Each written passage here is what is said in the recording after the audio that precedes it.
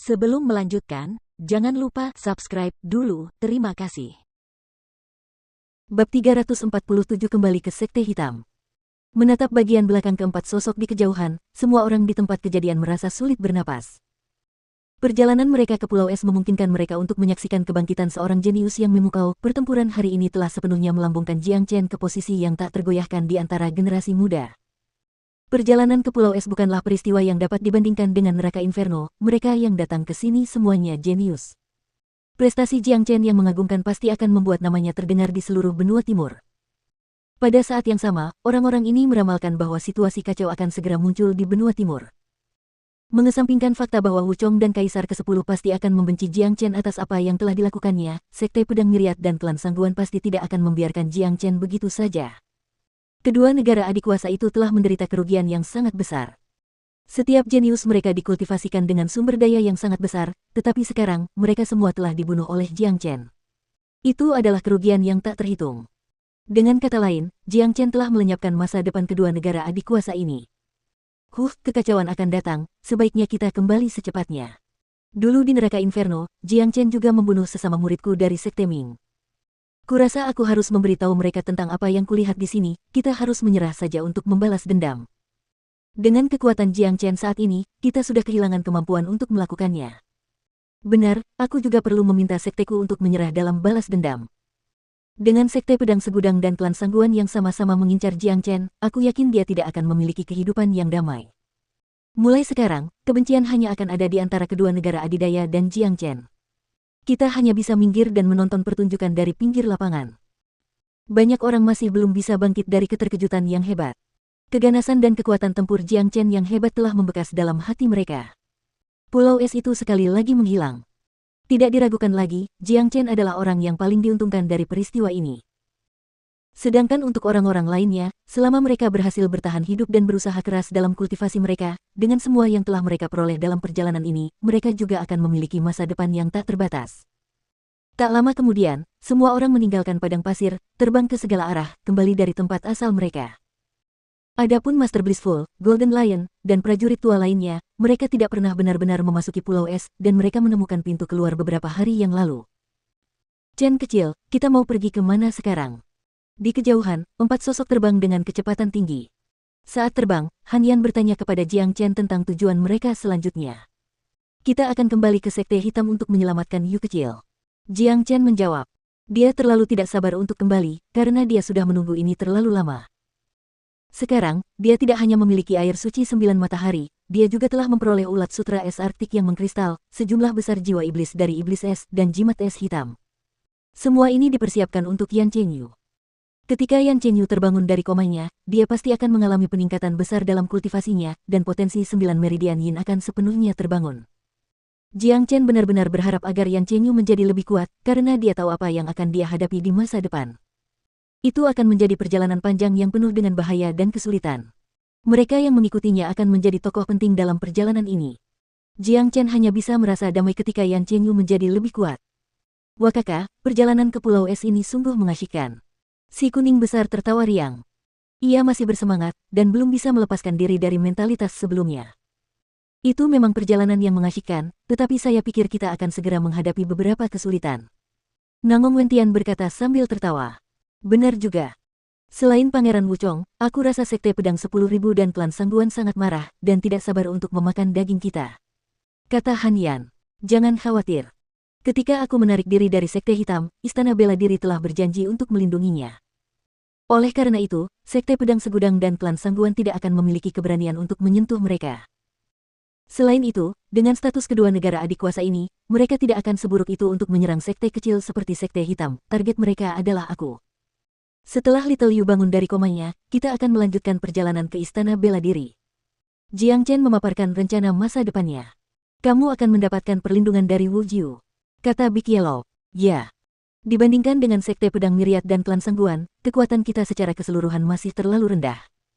Tidak mungkin kita bisa melawan mereka, dan Istana Bela Diri adalah satu-satunya tempat di mana kita benar-benar bisa aman.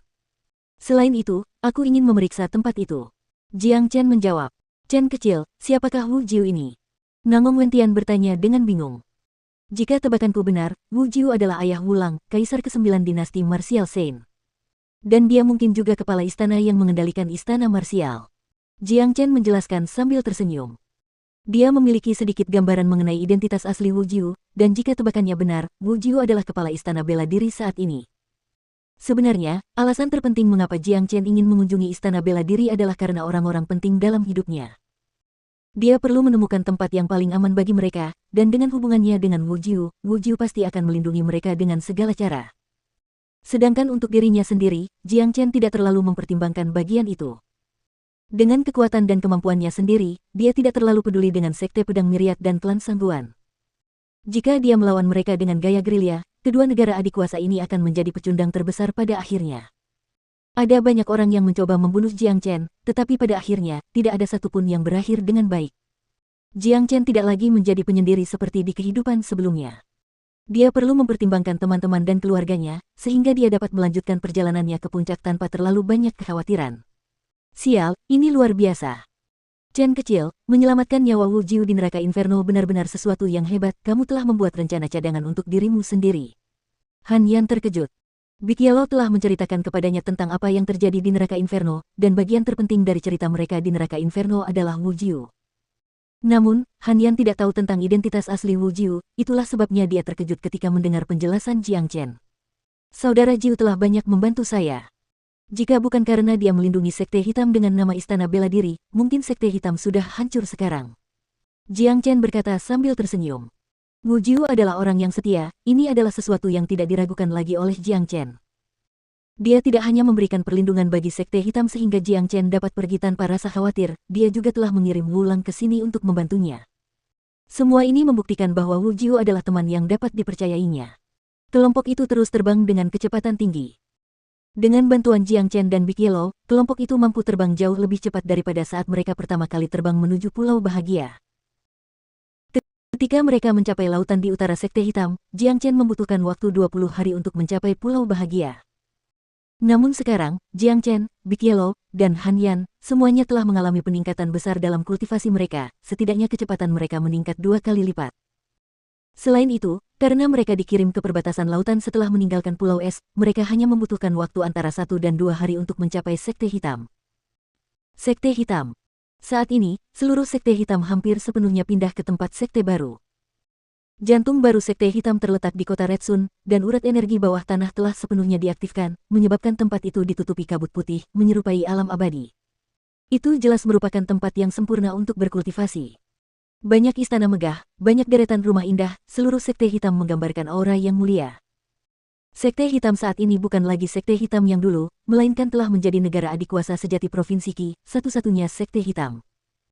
Berkat Jiang Chen, generasi muda kota Matahari Merah pun bergabung dengan Sekte Hitam, begitu pula para tetua dan warga kota biasa yang sudah direlokasi dengan baik dan berada di bawah perlindungan Sekte Hitam.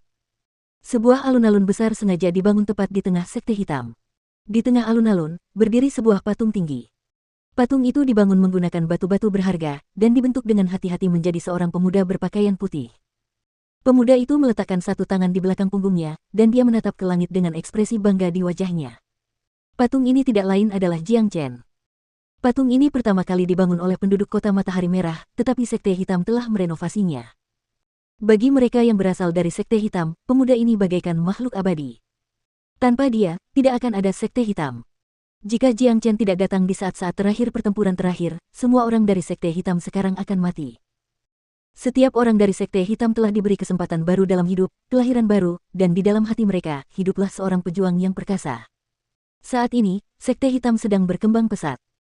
Mereka telah menggabungkan semua sumber daya dari Paviliun Langit Terbakar dan Sekte Pedang Surgawi, dan karena itu, para murid berkultivasi secara intensif, dan Taois Hitam saat ini sedang berusaha untuk menerobos ke alam jiwa tempur. Lebih jauh lagi, karena Istana Bela Diri memiliki pendapat yang baik tentang mereka, sekte-sekte dari provinsi-provinsi tetangga semuanya telah mengunjungi mereka, untuk menunjukkan kebaikan mereka. Ada sebuah gunung yang terletak di dekat pusat Sekte Hitam. Gunung ini dirancang persis seperti Gunung Guosan sebelumnya, dan sebuah halaman dibangun tepat di atas gunung ini. Tumbuhan dan tanaman dapat terlihat di mana-mana. Saat ini, di depan tanaman obat ini, 2 orang berdiri berdampingan. Mereka adalah Daois Black dan Guosan. Jiang Chen sudah pergi lebih dari sebulan yang lalu, tetapi dia masih belum kembali. Semoga saja dia tidak mengalami masalah apapun, kata Taois Hitam dengan nada khawatir. Dia pria yang tak pernah kekurangan masalah. Setelah membunuh begitu banyak orang di neraka Inferno, mustahil baginya untuk pergi kemanapun tanpa menemui masalah. Namun, mereka yang mendatangkan masalah kepadanya, mereka hanya akan berakhir menderita. Guo San menanggapi dengan senyuman. Keyakinannya pada kemampuan Jiang Chen sangat kuat, dia adalah seorang pemuda yang tampaknya tahu segalanya, dan tidak ada yang tidak dapat dia capai. Sampai sekarang, tidak ada satupun dari mereka yang telah membawa masalah bagi Jiang Chen yang telah melihat akhir yang baik. Pulau Es muncul kembali tak lama sebelum ini. Dugaanku, Jiang Chen pasti sudah pergi ke sana. Dengan kemampuannya, jika dia bisa keluar dari Pulau Es tanpa terluka, aku yakin dia akan mengalami peningkatan besar dalam kultivasinya. Kata Taois Hitam. Berita tentang kemunculan kembali Pulau Es telah menyebar ke seluruh benua timur, jadi Sekte Hitam tentu saja mendapatkan berita itu juga. Dengan Jiang Chen, aku yakin Sekte Hitam akan makmur dalam waktu singkat. Senyum mengembang di wajah Guo San. Tepat pada saat ini, 4 sosok tiba-tiba muncul di depan kedua pria itu dengan cara yang menyeramkan. Kedua pria itu tertegun sejenak, tetapi ketika mereka melihat wajah keempat sosok itu, ekspresi gembira segera muncul di wajah mereka. Kakak, kamu kembali. Guo San sangat gembira melihat mereka. Aura yang kuat sekali, aku tidak percaya kalian semua telah melihat kemajuan besar dalam kultivasi kalian. Daois Black melemparkan pandangan tajam ke arah Jiang Chen, Han Yan, dan Big Yellow. Bahkan dengan kultivasinya, dia masih bisa merasakan sedikit tekanan dari orang-orang ini. Kemajuan ketiganya sejak terakhir kali dia melihat mereka sangat mengejutkannya.